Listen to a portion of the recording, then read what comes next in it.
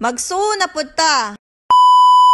So karon kay nag-request man akong cordapia magpansit canton, so sige gid akong gihimo og model sa pagluto sa pansit canton.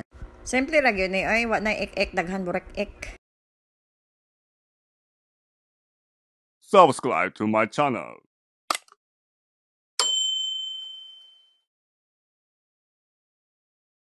Dire ka lang magpainit og tubig pabukalan. So ukban basig kuan na, bukal na, wala pa.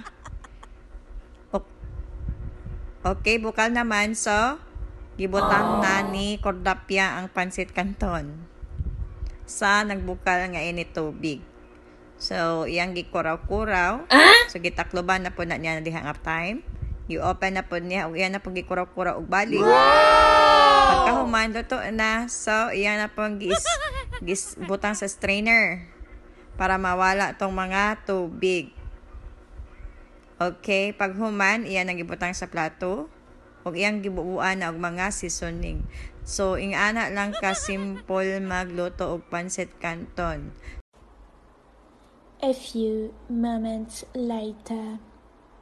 Makakaon na gyud, solbad na. Thanks for watching.